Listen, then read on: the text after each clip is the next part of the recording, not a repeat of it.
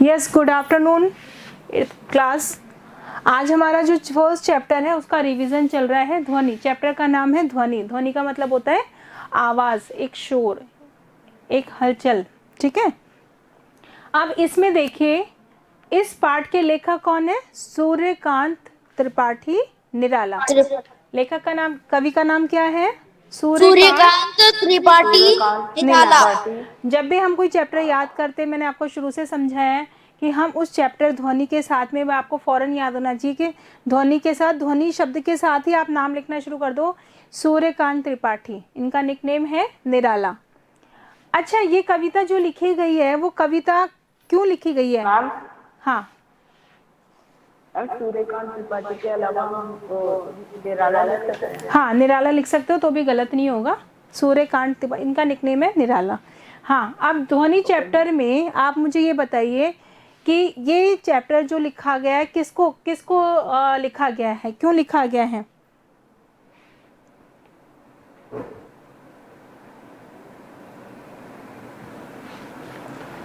ये चैप्टर कवि लिख रहा है उन लोगों के लिए जो उनके आलोचक हैं। आलोचक मतलब उसमें बुराई बताने वाले, कमियां बताने वाले, उन लोगों के लिए जो ये मानते हैं कि इनके जो काव्य का अंत हो चुका है। अब इनकी कविताओं को ना तो कोई पढ़ता है, ना उनका कोई अर्थ निकलता है, ना कोई उनको समझना चाहता है। तो कवि का कहने का मतलब है कि जो लोग में समझते हैं कि मेरे काव्य का अब अंत हो गया है, जो लोग ये समझते हैं कि मेरे काव्य का अंत हो गया है, उनकी ही आलोचना करते हुए कवि ने ये कविता लिखी है। क्योंकि ये कविता तो मैंने अभी लिखी कि मेरा तो अभी शुरुआत हुई है। जो लोग मेरे को कहते हैं कि अब अंत हो गया, वो उनका सोचना गलत है। समझ में आ गया? आप बता सकते हो ना कि ये कविता क्यों लिखी गई है? Yes ma'am. हाँ, क्या कह रहे हैं? जवाब दीजिए, बताइए क्या बोलेंगे हम जवाब में। मैम ये बोलेंगे कि जो लोग मुझे कहते हैं कि तुम्हारे कवि का अंत हो चुका है, तुम्हारे उनको कवि का मैं नहीं, तुम्हारे काव्य जीवन का। तुम्हारा अंत नहीं हुआ है, कवि का अंत नहीं हुआ। तुम्हारे काव्य यानी कि जो तुम लिखते हो, काव्य जीवन का अंत हो चुका है। हाँ, लेकिन मेरा अंत अभी नहीं हुआ है, मैंने तो अभी शुरुआत की है। अब शुरुआत करने में वो क्या सिखा रहे हैं? किसको सिखा रहे हैं शुरुआत करने में? आज की युवा पीढ़ी को। क्योंकि आज की युवा पीढ़ी को। अभी तो मैंने आज की युवा पीढ़ी को जगाने का प्रयास किया है। क्योंकि आज की युवा पीढ़ी कैसी है? सो गई है, सो चुकी है आज की युवा पीढ़ी। तो उनको जगाने का प्रयास करने के लिए मैंने ये कविता लिखी है। क्लियर हो गया? अब देखिए फर्स्ट जो इसकी लाइन है, इसका अर्थ कौन बताएगा? अभी ना होगा मेरा अंत। अब यहाँ पहली लाइन से हमें इस कविता का अर्थ पता चल रहा है कि कवि उन लोगों को कह रहे हैं कि अभी मेरा अंत नहीं हुआ है। जो लोग ये मानते हैं कि तुम्हारे जीवन का काव्य जीवन का अंत हो गया है, तब उसके जवाब में लिख रहे हैं कि अभी ना होगा मेरा, अभी मेरा अंत हो ही नहीं सकता। क्यों नहीं हो सकता है? अभी अभी तो आया है, अभी अभी तो आया है। क्या आया है अभी अभी? क्या मेरे वन में मृदुल वसंत। हाँ, मेरे वन में मृदुल वसंत अभी ना होगा मेरा मतलब मेरे जीवन रूपी वन में, मेरे जीवन रूपी जंगल में, मेरे जीवन रूपी वन में अभी तो बसंत ऋतु आई है। मृदुल मतलब कोमल बसंत आया। जिस प्रकार से बसंत ऋतु के आने पर चारों ओर से एक नई आशा फैल जाती है, नए पत्ते खिलते हैं। जो पत्ते या फूल खिलने लगते हैं तो वो तो उस समय की शुरुआत होती है। शुरुआत ही तो होती है, नहीं यानी आप पौधा और बढ़ेगा। आपने देखा होगा जो पतझड़ में पेड़ बिल्कुल खाली हो जाते हैं, वहाँ बसंत ऋतु में नई कोपलें फूटने लग जाती है, वापस से वो वृक्ष क्या हो जाता है? हरा भरा हो जाता है। तो यानी कि अभी तो शुरुआत हुई है मेरे जीवन में और मधुर बसंत आया, यानी कोमल बसंत का आगमन हुआ है। आगे देखिए क्या है, पढ़िए। अब इसका अर्थ आप बताएंगे आगे का, बताइए। इसका मैम सेकंड पैराग्राफ का। हाँ, सेकंड पैराग्राफ का बताइए। पढ़िए, पहले इसको रीड कीजिए, अपनी बुक में से रीड कर लीजिए, यहाँ नहीं दिख रहा हो तो। Yes ma'am. देखो हरे वैसे तो दिख रहा है वैसे। हरे के पात, डालियां कालियां, कोमल गात, मैं ही अपना स्वप्न मृदुल कर फेरूंगा निर्जित निंद्रित निंद्रित कलियां पर जगा एक प्रत्यूष मनोहर। हाँ, बताइए अब क्या अर्थ होगा इसका।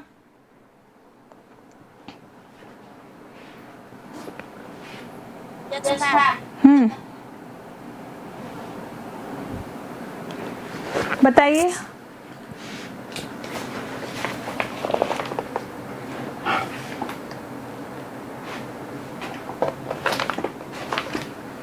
मैम जिस तरह से डालियों पे कलियों पे कोमल कोमल जो पत्ते आते हैं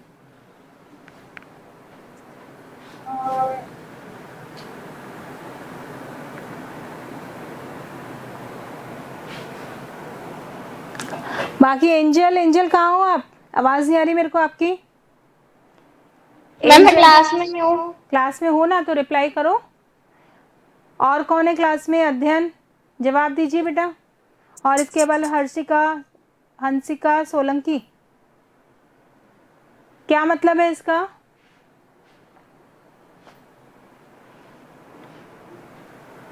हरे हरे ये पात, मतलब पात मतलब क्या हो गए?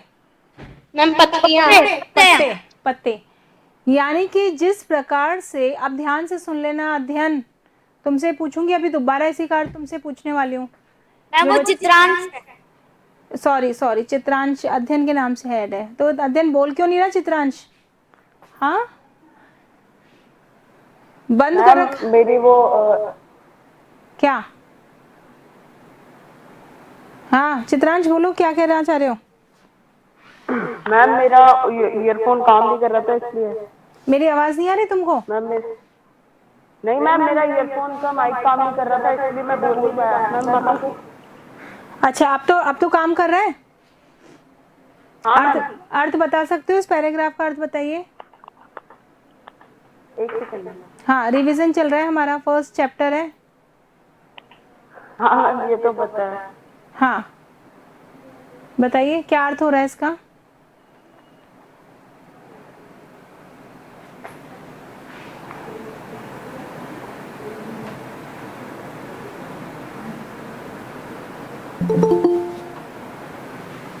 जल्दी करिए बेटा, बाकी बच्चे भी, मेरी दूसरी क्लास का टाइम हो जाएगा वरना। मैम ये कवि ये कहना चाहते हैं जिस प्रकार ये डालियां ये सब हरे भरे हो जाते हैं वैसे ही मैं भी अपनी कविता को ऐसे ही पूरे प्रकृति में यश फैलाना चाहता हूँ उसका। हाँ, थोड़ा थोड़ा सही है लेकिन समझो इसको। देखिए, जिस प्रकार से बसंत ऋतु के आगमन पर चारों ओर हरियाली फैल जाती है ना, आशावादी हो जाते हैं सब लोग, है ना, कि अब तो खुशी होती रहती है। हमारा मन भी अंदर कमरे में नहीं लगता, हम भी सोचते हैं अरे मौसम बहुत खूबसूरत है, चलो बाहर चलते हैं, छत पे चलते हैं, कहीं पिकनिक पे चलते हैं। यानी हमारे हृदय में क्या होती है? कुछ करने की इच्छा होती है। तो उसी प्रकार से कवि कह रहा है कि जिस प्रकार से बसंत ऋतु के आगमन पर चारों ओर हरियाली छा जाते हैं, हरे हरे पत्ते, डालियाँ, कलियाँ, कोमल गात, जिनकी कोमल कोमल गात का मतलब होता है शरीर, यानी डालियाँ भी हरी भरी दिखती हैं, कलियाँ भी खूबसूरत दिखती हैं, कोमल दिखती हैं, वो मतलब खूबसूरत नज़र आती हैं।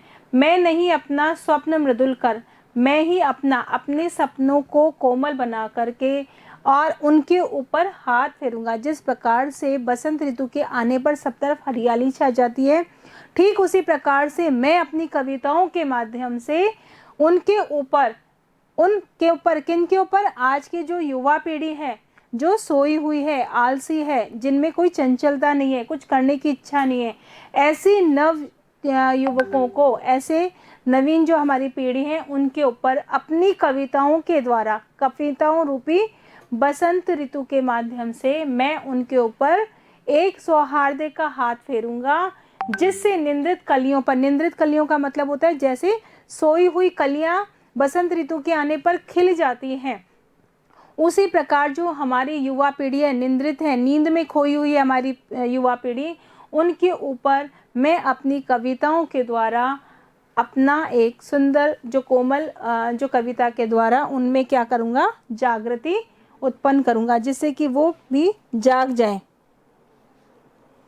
ठीक है। जगह ओके मैम। एक प्रत्यूष मनोहर। प्रत्यूष का मतलब क्या होता है? प्रातःकाल यानी सुबह का समय। जिस प्रकार सुबह होने पर सारी कलियां, जितने भी बंद फूल हैं, सुबह उठने पर वो क्या खिले हुए नजर आते हैं, है ना? कब आने पर? बसंत ऋतु ने आने पर। ठीक उसी प्रकार मैं अपनी कविताओं के माध्यम से उन सोई हुई युवा पीढ़ी को जगा देना चाहता हूँ, इनके लिए एक सुंदर सुबह कर देना चाहता हूँ। पुष्प पुष्प से तंद्रा लस लालसा खींच लूंगा मैं, मतलब क्या हुआ इसका?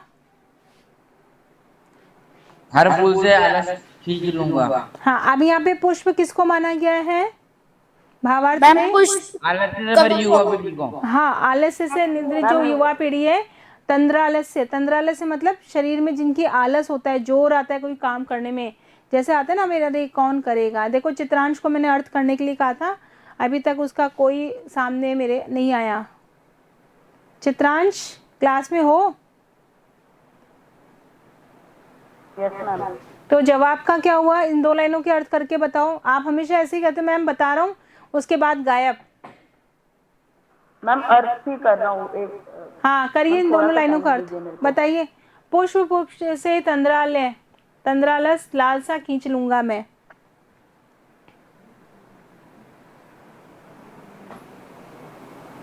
मैम इसका मतलब युवा पीढ़ी से मैं आलस से खत्म करूंगा। हाँ बताइए। मैम इसका मतलब ऐसे हुआ कि है ना, जो पुष्प पुष्प का उदाहरण यहाँ पर कवि ने इसलिए हमारे नवयुवक पीढ़ियों को हाँ जगाने के लिए लिया है, जो कि आलस्य में डूबी हुई है। हाँ उनसे वो बोल कवि यहाँ पर कहना चाहते हैं कि जो पुष्प यानी कि जो जिस नवयुवक प्रकार, है, जिस प्रकार, नींद में जिस डूबे हैं, प्रकार उनको अपनी हाँ कविताओं से उनका जो है आलस में खींच लूंगा। हाँ, और आगे अध्ययन ये बताएगा मुझे चित्रांश। हाँ बोलो चित्रांश, आगे क्या मतलब होगा? मैम इसी 2 लाइन का बताना है। हाँ इसी 2 लाइन का भी बता दो तो मुझे बहुत अच्छा लगेगा। मैम मैम फर्स्ट लाइन का मतलब है पुष्प, मतलब हमारी आलस्य से भरी युवा पीढ़ी को ये जगाने की कोशिश कर रहे हैं कवि। काहे से? कैसे जगा रहे हैं? उठकर आकर के कैसे जगाने आ रहे हैं? मैम ये कविता लिखी मैम है। अपनी कविताओं के माध्यम से। कविताओं के माध्यम से। अगर अच्छा एंजल अभी अध्ययन को इसको करने दो चित्रांश को। हाँ नीचे की लाइन का क्या अर्थ है? मैम नए जीवन का अमृत सबके पास फैला देंगे कवि। क्या? ठीक है एंजल आप बताओ। इतने शॉर्ट में थोड़ी लिखेंगे बेटा, भावार्थ और शब्दार्थ दोनों को आपने एक लाइन में कंप्लीट कर दिया। जिस प्रकार से कैसे करेंगे, हमको शब्दार्थ भी देने होते हैं और इसका भावार्थ भी देना होता है। कवि इन शब्दों के माध्यम से क्या हमको भाव है उसके, वो दोनों चीज़ लिखनी होती है आपका लिटरेचर में। देखिए जिस प्रकार से बसंत ऋतु के आने पर पुष्प पुष्प से तंद्रालय से खिंच जाता है और वो जो नींद से भरा हुआ होता है, बंद होता है फूल, वो धीरे धीरे उस बसंत ऋतु में खिल जाता है ना? खिलने का मतलब यहाँ पे जागने से मतलब है। ठीक उसी प्रकार से पुष्पों का के माध्यम से कवि नवयुवकों को कहना चाहता है कि तुम्हारे अंदर भी जो आलस्य है उनको मैं अपनी कविताओं के ओज रूप से द्वारा उसे तुम्हें खींच लूंगा। तुम्हारा जो आलस्य है उसको खींच लूंगा अपनी कविताओं के माध्यम से और अपने नवजीवन का अमृत सहर्ष खींच दूंगा। और जो मेरे पास ज्ञान रूपी अमृत है वो अपनी कविताओं के माध्यम से तुम्हें दे करके मैं तुम्हारे अंदर हमेशा, अमृत का काम क्या होता है? जिंदा रखना, कि अगर हम अमृत पी लेते तो कभी मर नहीं सकते, है ना? विष का काम क्या होता है? मार देना। तो वो अपनी कविताओं रूपी अमृत के द्वारा हमारे अंदर क्या करते हैं? नव जीवन का संचार करेंगे। नव जीवन का संचार का मतलब है जो आपकी युवा पीढ़ी जो आलस में भरी है वो आगे आगे बढ़ने के लिए तत्पर हो जाएगी, वो आगे बढ़ना सीख जाएगी, वो आलस से छोड़ करके आगे ज्ञान रूपी उसमें चलती जाएगी। आगे समझ में? टाइम देख लीजिए हो गई क्या? द्वार दिखा दूंगा फिर उनको मैं, है मेरे वे जहां अनंत। क्या मतलब होता है?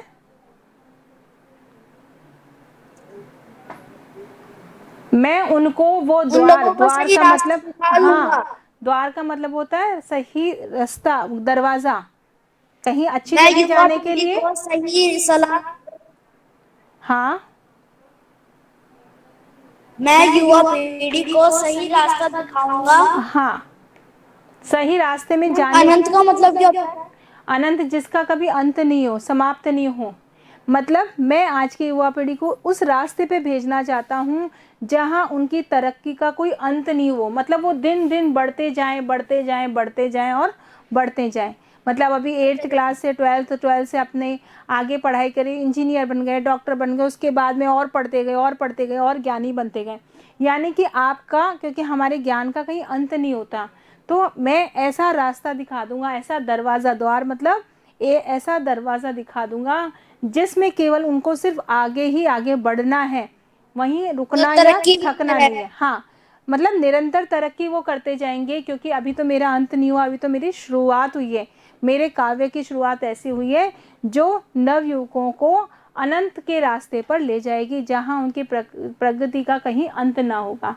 अब आ गया समझ में अच्छे से? हो गया Yes, बेटा, ma'am. क्लियर? ठीक, एक बार इसको आप और रीड करना और इसके क्वेश्चन आंसर आपको कल रिवाइज करना है। नेक्स्ट चैप्टर में थोड़ा पढ़कर आया करो, जिससे क्या हम जल्दी इस चैप्टर, अगर मैं चाह रही थी कि आज 2 चैप्टर कंप्लीट कर लेते हम रिवीजन में, या 3 चैप्टर कंप्लीट कर लेते, वो तब होते जब आप अगर पढ़कर आते और फटाफट जवाब देते। अब आधा टाइम तो मेरा आपको सुनने के लिए ही वो हो जाता है कि आप कुछ बोलें, आप कुछ बोलें। ठीक है, कल हम इसका 2nd और 3rd चैप्टर करके आना। हाँ पुलकित, अभी भी कर सकते हैं मैम अपन का रिवीजन दूसरे चैप्टर का भी। नहीं फिर टाइम हो जाएगा ना दूसरी क्लास का, टाइम हो गया ना, 40 हो गए, 1:40। Yes ma'am. तो कल आप ओके।